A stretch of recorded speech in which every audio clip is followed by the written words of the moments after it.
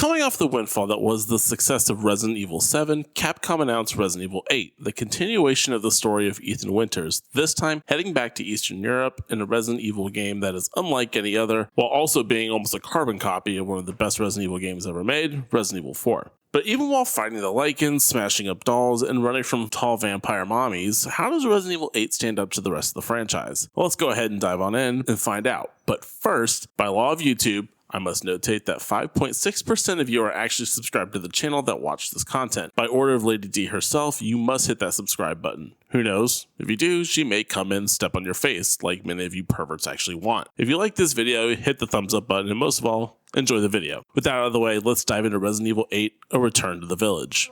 Then let's devour his man-flesh quickly, Mother. I am the one who captured him. Now, daughters. First, I must inform Mother Miranda. But later, well, there will be enough for everyone. Udama.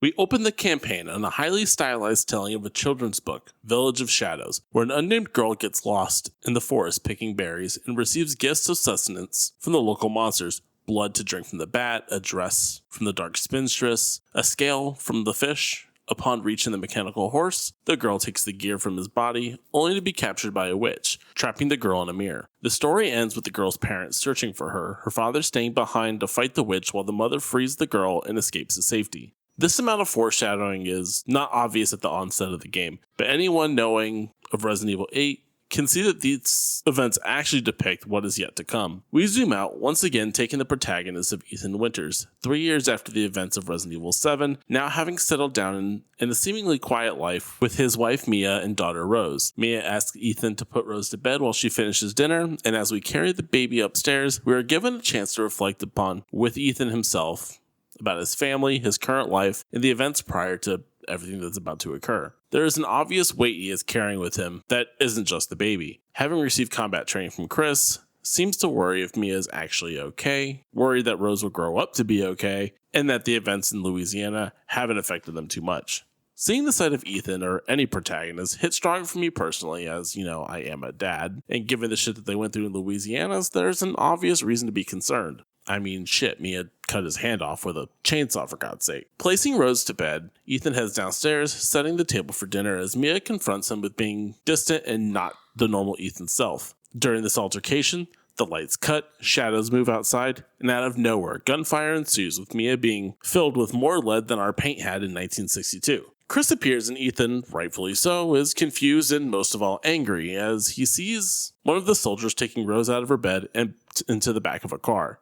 In the struggle, Ethan is knocked out and thrown into the same car as her. To say that this scene just comes out of left field would be an understatement, and as a setup to the events to come really works well to kick off the events that will ensue, creating that mystery that will spur both Ethan and the player to continue forward into the events to come. So let's take some time and discuss the gameplay of Resident Evil Village. As with any other game, this may be one of the most important aspects we actually must discuss. Resident Evil 8 continues with keeping the game in the first-person perspective we were introduced to in 7, and I'll be honest, I really hope we continue to get games in this style in the Resident Evil universe. While I enjoy the third-person perspective as well, there is more added tension to being in the shoes of the hero himself, rather than looking over the shoulder at all times as it was in the past. The ability to put the player's face in the gore and guts works on a greater level than observing from afar, not to mention first-person perspective once again gives Capcom more tricks up their sleeves to create suspense for the player, not being able to just shift the camera around the corner to see what's up ahead and forcing them to commit to actually making that turn. And while Resident Evil 8 is not nearly as horrific in the sense as its predecessor was, it does have a lot more varied forms of fear and tension, which keeps the game feeling fresher and better paced than even 7 did, doing the same tricks and techniques over and over again. Lady D's castle focuses more on the chase sequences a la Mr. X or Nemesis. House Benevenito works more to create the true angles of horror with the soundscape, lighting, and the fact that you're just completely disarmed, something that's never really happened in Resident Evil before. Moreau's area focused on the body horror and the tension of the large monster chases while navigating a ruined floodscape, and Heisenberg focusing on the tension of combat, both with the factory and with the Lycans as well. And while some aspects may not work for you on the horror and tension front, with the variety on display here, it's hard to argue that this game's pacing makes it one of the most fun Resident Evil games to date. I haven't talked about the replayability of these games very much in subsequent videos, as there was never really a draw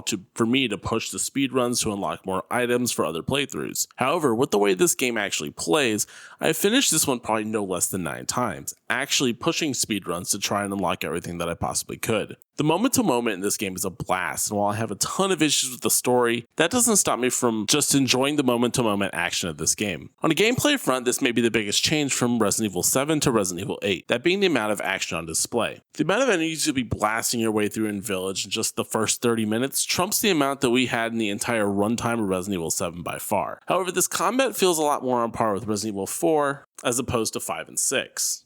Having spacing between combat encounters to allow the player time in between to catch your breath, slow down, gather your wits, scrounge for materials, and prepare for the next area or encounter. It was due to this pacing that made this game the most replayable for me, as just moving through the village, blasting through lichen, running from giant vampire mommies, and battling giant biomechanical mutants with magnet powers makes this game a breeze to play through. With the over-the-top camp, cheesy dialogue, and an actual banana pants story, while not out of pocket for the Resident Evil series thus far, made this game probably one of the most fun for me. While I love horror, the tension it brings, and the heartache of death, it's nice to just kick back and kill stuff, while keeping some of those survival horror aspects as well, like puzzles, backtracking, resource scarcity, and the like. Does this sap the tension of the game, however? Well, a bit yes and a bit no. You see, the ability to craft ammo is back again, this time in larger chunks than 7. The enemies of Resident Evil 8 also don't mess around. The lichens are fast, with large, seemingly never-ending packs of them pushing you from all sides, keeping your head on a swivel while trying to maneuver through the village, the ruins, and their cave systems. The mechanical mutants in the last area are ever pressing forward, able to take tons of shots unless you know where to shoot and have some halfway decent aim. And the rotting vampires cloaked in the basement areas of the castle, while slow and zombie-esque, do well to hide in the geometry, lurking underwater, behind barrels, and amongst the shelves in the castle area. With these enemies, as well as the expert pacing of this game, the tension has a great ebb and flow, and while Ethan is given more power to handle the enemies within, the monsters in this Eastern European town have tricks of their own. Boss fights make their return here as well, and while Resident Evil 7 attempted to change how these fights worked, Resident Evil 8 does them maybe the best, with each boss in the area being a completely different style of fight. Lady D morphs into a giant bat to fight in uber close and uber long range attacks, swarming and forcing the player into a tight circular area while also pulling back to shoot from afar. Lady Benvenuto forces the player into a game of hide and seek, sorting through a dilapidated estate full of chattering dolls, searching for the bride doll amongst the chattering plastic and enamel. Moreau, using his poison to attempt to trap the player in the sunken village, is also chasing Ethan throughout these rotting streets and raining poison from above. And Heisenberg is that spectacle gimmick fight, Ethan using a tank-like vehicle to blast all of his shiny glowy parts underneath swarms of metal, and while Mother Miranda uses all sorts of magic to consistently barrage the player with attacks. All of these fights, serving as bookends for each area, are a spectacle on the visual front as well. The mutations horrific, the monsters disgusting, all ending in a death scene that brings a sense of accomplishment to the player unlike any other game in the series so far. All of the trappings of 7 are here on the gameplay front, and taking them all up to 11, we do have some additions taken from games in the past that we need to discuss as well. So let's waste no time and talk about my boy, Duke. Remember the shopkeep in Resident Evil 4? The iconic "Over here, stranger."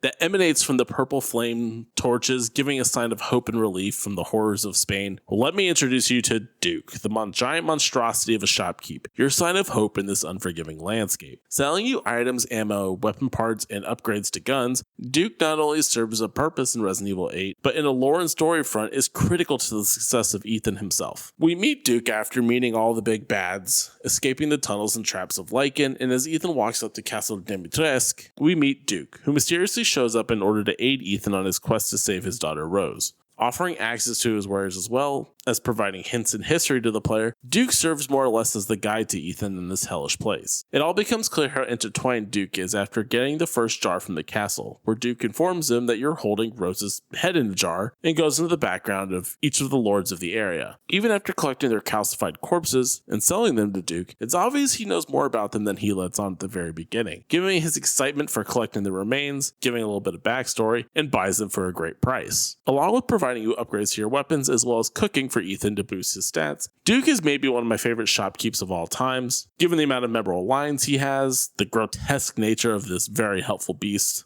the amount of charisma, jokes, and knowledge, and the fact that at the end of the game he straight up just saves you. It's hard to fathom a better shopkeeper, besides maybe the singing ones in Crypt of the Necrodancer.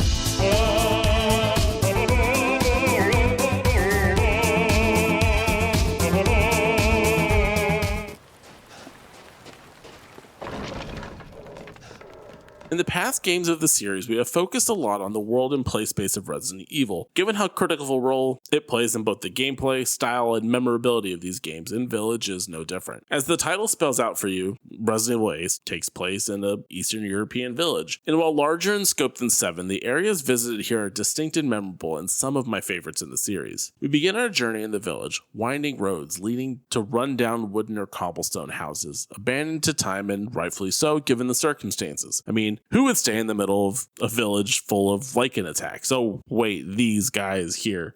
The village itself serves as the hub area for 8, branching paths leading to the different realms of the different lords. There is a ton to explore here in the village itself, especially as Ethan begins gaining key items like cranks and keys in order to scour the abandoned houses for anything that would give him an edge. I love taking the time to scour the village, battling the monsters, hiding in the corners, and as the setting and play space is awesome to explore, with new paths opening up, changing the world through your actions or just with time. There's a ton to explore here, and given the amount of upgrades and treasures you can find, it's definitely well worth doing. As mentioned before, I think this is the first Resident Evil game that actually introduced side bosses as a thing, killing them, gaining you tons of different money or upgrades for your guns. These fights are hard as fuck, let me tell you. But while not so much lore based, they're just kind of fun to do. Mentioned before, each lord has their own space as well, each one reflecting their themes and main characters. However, even given how distinct they are, they still all really flow well with each other, minus one area which we will get to. Lady D is housed in the looming castle, with her and her daughters prowling the abandoned mystic halls, adorned with treasures, and honestly in great condition, minus the blood wine cellar down below. This area feels lived in, and while certain less occupied areas are a bit more run down or even flooded, the main bedrooms, hallways, and kitchens are all immaculate, well lit, and ominous all at the same time. Lady Benevenito resides in her house, ruined to time, housing photos of her and her doll. That is, until we move to the basement, or when the hallucinogens kick in. You see, Lady Benevenito... Got him! Got him! Lady Benevenito uses hallucinations as her power, so as we dive into the basement, it becomes a dark, if well-maintained science lab and hidden bedrooms, which only become more grotesque as time goes on, as Ethan's psyche becomes more and more fucked with it. Moreau, the fishman, inhabits the flooded village down by the dam, navigating the waterway to activate the dam and drain the village, exposing the mold and the rot that water causes to wood if submerged for far too long, fitting for a giant fishman who spews poison. We also explore the lichen nest, nestled in the ruins and caves by the town, cramped and secluded away to allow them to breed and transform. However, the one area that I've never enjoyed or understood and doesn't ever seem to fit with this game and its themes is the Heisenberg factory. Sporting the look of quote-unquote low industry, corrosion and rust infest the still functioning halls. This area has always felt long and boorish, each area feeling more of the same as the last, which was never the case for the other areas in this game, that change and morph as you make your way through them. I wish that they had done something different with Heisenberg in his area, or just got rid of them altogether, but it is the way it is, and thus we have to deal with it. But it's definitely a low spot for me when it comes to the settings of this game. However, given how great the other 4 areas are, it's hard not to see Resident Evil 8's level design and portrayal as anything other than great. A space that I would never want to live in, but also had me coming back time and time again to wander through. But with every setting needs a story, so let's waste no time, and let's hop into the story of Resident Evil 8. This is your spoiler warning if you haven't played this game before and you don't want to know what happens in any of the narrative, this is your point to back out, and thank you for watching. All right, those guys are out. Let's fucking hop into this one, boys.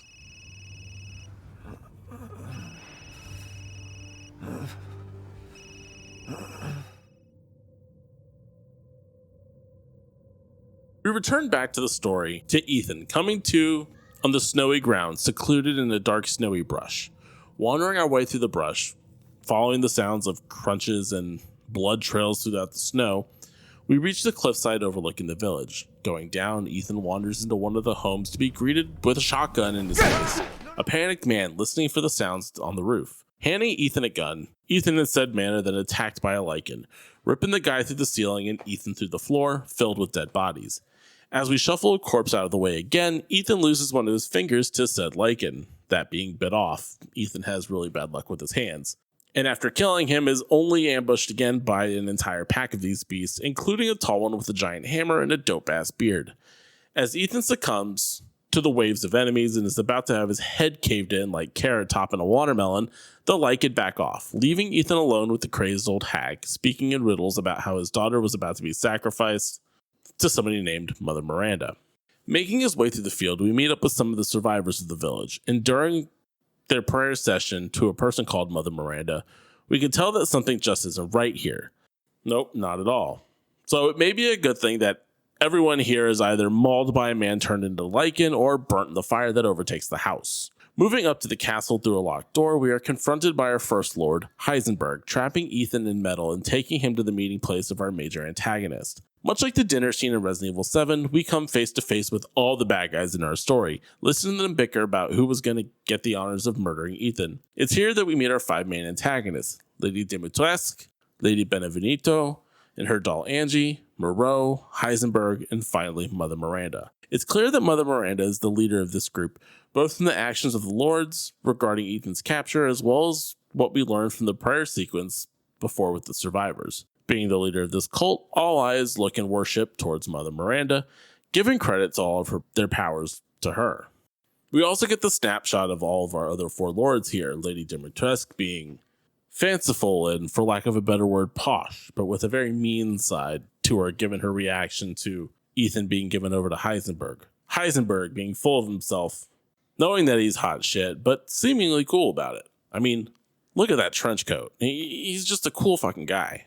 Everybody beating up on Moreau is obviously the punching bag of the group, and Lady Benvenuto is quiet, her doll Angie doing all the talking for her, acting like she's hopped up on epinephrine or something like that. As the group bickers on what to do with Ethan and who will get the reward of disposing of him, Heisenberg is rewarded, setting his lichen on Ethan, chasing him through the cave systems full of traps, spikes, and most of all, monsters. Escaping the cave, Ethan makes his way out and finds himself back at the door he was captured at, the door leading to the castle of the vampirist Lady Dimitrescu. As mentioned before, we meet Duke and head inside, only to be captured by Lady D and her daughters. Strung up by his hands with meat hooks, Lady D leans in to get a taste of that sweet, sweet blood of Ethan, only to emerge from her drink complaining of him being stale. Now, this is what we call foreshadowing. Left alone, Ethan escapes and wanders the halls of the castle, looking for masks to place on pedestals to open the way out. As Ethan makes his way through, avoiding the looming vampire mommy and dispatching of her bug-ridden daughters, Ethan finds the keys and begins to escape, once again being snatched up by the 8-foot giantress herself.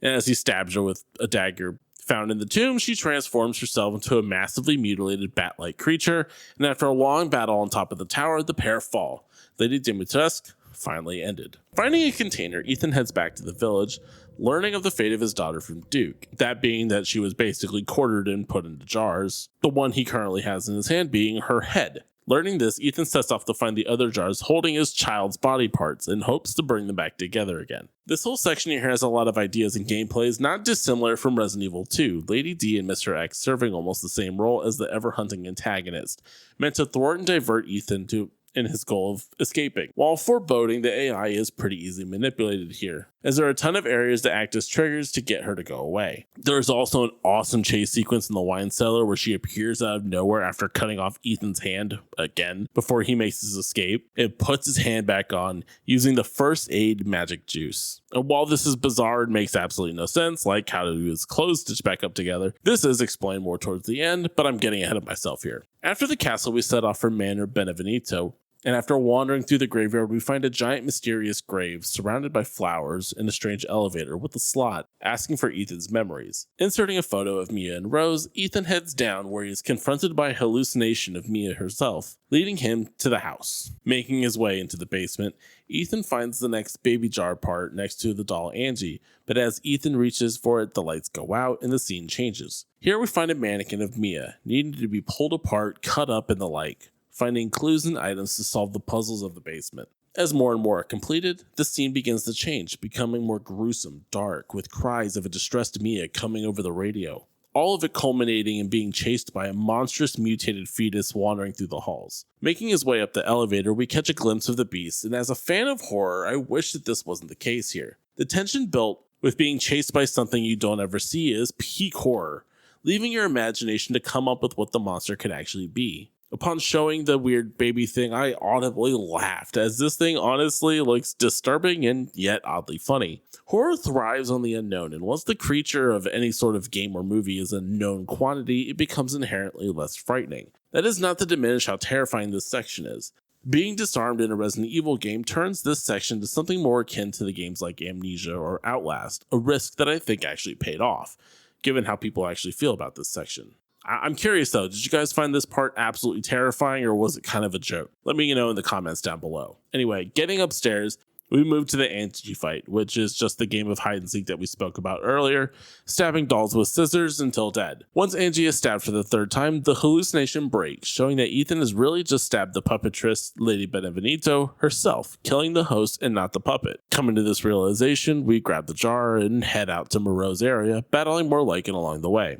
Especially this giant one who really sucks. Unless you stand in this house and blast him with a sniper rifle, then the fight just becomes a joke, just FYI. Heading down to the reserve, we meet Moreau as Ethan attempts to steal the jar from the unsuspecting pudge of a beast. Rather than RUNNOFT, Get out, boys! I'm gonna RUNNOFT! Ethan waits for him to turn around to ask what he was doing with Mother's special child.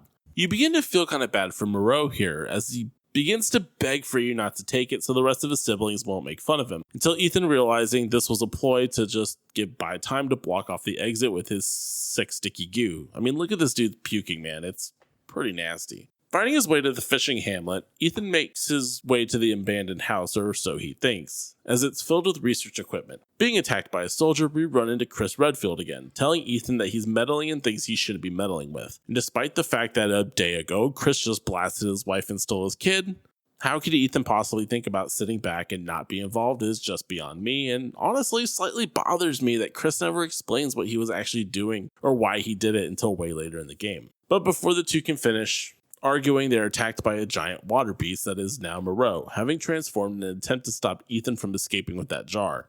Running through the flooded village, Ethan turns on the power to the dam, drains the water, and takes care of this lord pretty handily, escaping again to a room where they first met. Here, Heisenberg comes over the TV, telling Ethan to get the last jar out of the Lycan stronghold and then meet up with him in the factory. In doing so, while fighting hordes of wolfmen as well as the chief from the beginning with the giant hammer and the dope-ass beard, Ethan gets the final jar and places them in the altar that looks suspiciously like the Umbrella logo, opening the final gate leading to the factory. As discussed before, this place stands out as the one area that A, I hate, and B, doesn't fit with the rest of this game. In meeting Heisenberg, he asks Ethan to help him kill Mother Miranda by giving up his daughter Rose, as her powers are what Miranda is scared of most, as she has the potential of being the most powerful bioweapon ever created. Ethan rejects the offer, only looking out for the best interest of his daughter, in which Heisenberg responds by Spartan kicking Ethan's ass into a hatch down into the factory, only to be met with a mutated mechanical soldier with a giant airplane propeller for a head. Escaping, Ethan makes his way through the factory's 4 levels, finding his way to the top to reach the hopefully way out. Meeting a host of mechanical monstrosities along the way, these guys all kind of suck. Once you understand that the sniper rifle to the red spot essentially is a 2 to 3 hit kill, these guys are kind of a joke, with never having more than 2 or 3 of them coming at you at one time. As you make your way through the factory, they do become more armored, but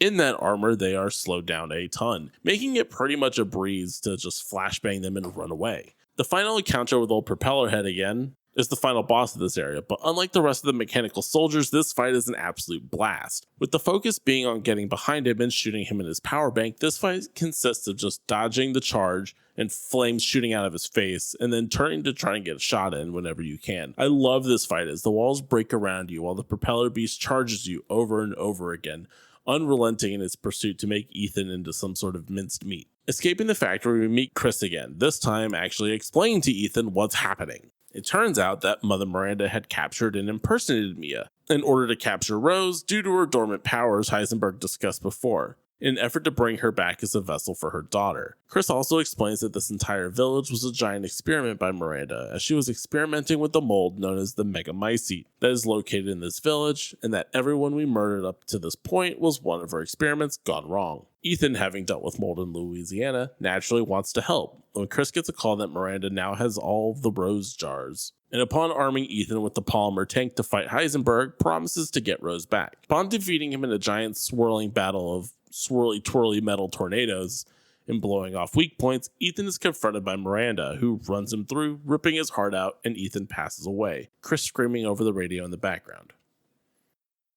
It is here that the game shifts perspectives to Chris in an action-filled section where we blast our way through dozens of lichen in order to get to the Megamycete underground. That's the mold route if you don't remember what that name is, as it wasn't said until about 5 minutes ago. Making his way to the center of the village, Chris spots a BSA helicopter land and asks his team to follow up on that. This will come into play a little bit later, but not so much. Breaking his way through the caves, Chris discovers a massive mold structure below, the Megamycete, in case, once again, you don't remember because it was introduced 5 minutes ago, and plants some kind of explosive on it. Hellbent on getting revenge on Miranda for killing Ethan, he begins to head to her last known location and makes his way to the labs below, the labs of Miranda. It is here that if you decide to read all the notes of the area, that you can actually learn a lot about what's going on here. That the mold is the same one that was in Louisiana, that the mold roots absorb the consciousness of those who died in the area, and also imbue anybody infected by the mold with super regenerative powers. You here learn as well that the local populace were basically just served as experiments for Miranda, leading to the creation of Lady D, Lady Benevenito, Moreau, and Heisenberg, being the best out of all of them, were made by injecting them with a parasite derived from the mold, known as Cadeau, I think. Miranda, it turns out, was instrumental to the creation of Evelyn from the last game, also an unworthy host, and that Rose may in fact be the perfect vessel to bring her daughter back, who died of the Spanish flu years prior. There's also a nod to Oswald Spencer and Umbrella Corp here, as he was a student under Miranda before beginning work on the T-Virus. In the lab, Chris also locates an actually alive Mia, and in taking her out of the cage, lets her know the fate of Ethan and his desire to still save Rose. It is here that the biggest revelation actually comes out, through Mia telling Chris that Ethan is far more special than he even thought, and that he is not actually truly gone.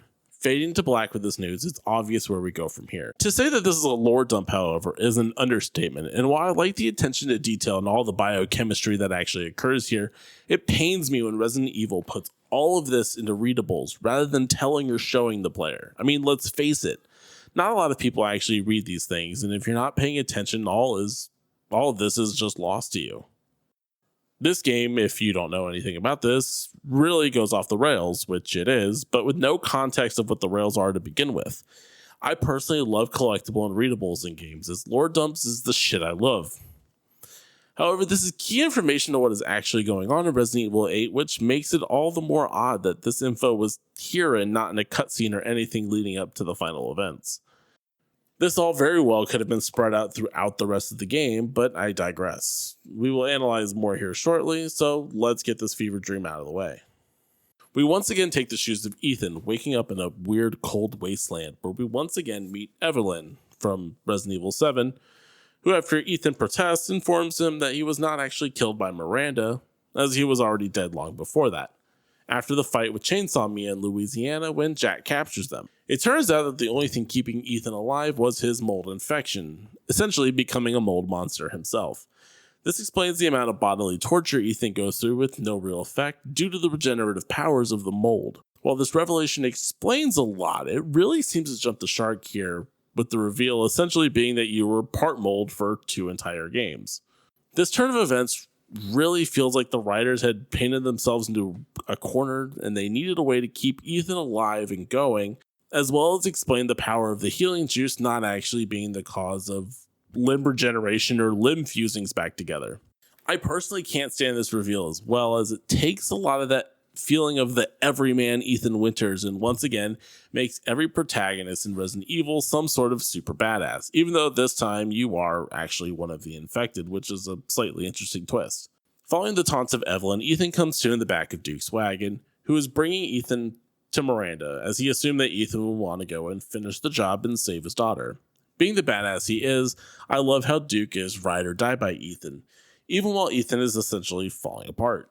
Reaching Miranda, he sees Rose reborn.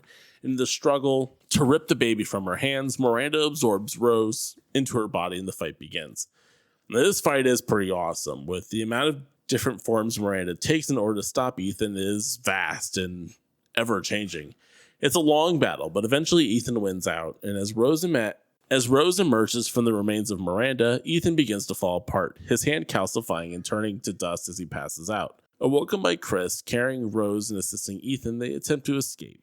Ethan knows his demise is imminent, and rather than go forward with Chris, pulls away, taking the detonator, and heads back to the expanding mold growth. He tells Chris to look after Rose, and struggling, the two part ways. Ethan making the ultimate sacrifice by making sure the bombs go off, destroying the village, the mold, and Miranda in the blast. Chris boards the helicopter, informing Mia of Ethan's sacrifice, and learns that the BSAA, the helicopter we spotted before, had actually sent bioweapons dressed as soldiers to fight Miranda. And with that knowledge, the crew heads to the BSAA headquarters in Europe to get answers, while Mia cradles Rose in her arms, mourning the loss of her man. The helicopter drifting into the sunrise gives a feeling of hope to fight another day, and we fade to black. That is until the after credit scene appears, where we see a now grown-up Rose speaking to a grave that is her father's. One who she never really knew, until being called back to a black van, threatening the government agent there that she has powers even Chris doesn't know anything about, and the car drives away, meeting a man at the end of the road. And with that, Resident Evil 8 is in the rearview mirror, and we truly end this game. I mentioned before, but I have replayed this game more than any other Resident Evil game so far, minus maybe 7. Hold still. And in looking at the story and actually writing it down, I have to say that even by Resident Evil standards, this one is by far the most outrageous and bananas of a story compared to any other games thus far.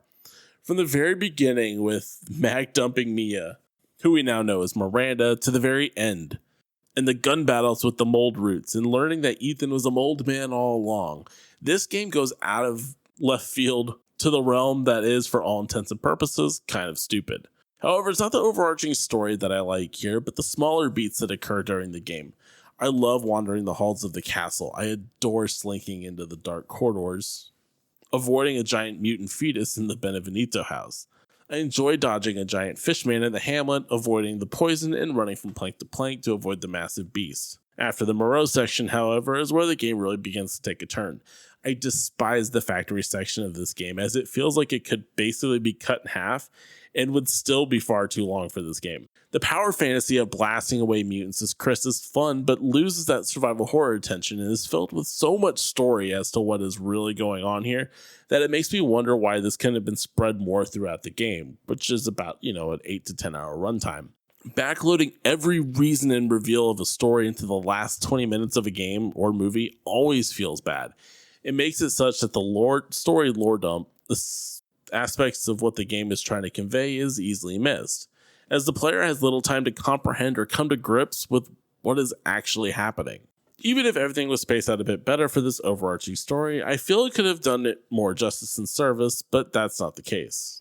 As mentioned before though, this game does a great job with the villains of Resident Evil 8, the best in the series by far, making every step along the way feel pretty great, which is why this disappointing ending hits so much harder for me. But given the pacing of the areas, the world of the different lords, and its fun kinetic gameplay, threading the line of survival horror and action beautifully, it's hard not to say that I didn't have a ton of fun with this entry of the series. With the DLC added last year, allowing you to play the entire game in third person like the old games is a nice addition, and I did also enjoy the Shadows of Rose DLC. Focusing on Rose herself, she travels into the memories of the Megamycete shard. Now remember, this can hold consciousness of people who have died, keep that in mind, with the hopes of finding a way to be rid of her powers. While traveling through the remixed areas of the base game, Rose runs into a warped and twisted version of the castle, Lady Benvenuto's manor, and the village. running into an evil Duke, another version of Evelyn, and Miranda, whose memory that was imprinted on the Megamycete lured Rose into the mold itself. Being helped along the way by her father, Ethan, allows the two who never truly met to bond, allowing Rose to actually feel and know something about her father and have a newfound respect for him. A sweet moment that hits pretty strong as a dad myself. All in all, while this ending was pretty disappointing for the main game, I still had a great time playing Resident Evil 8.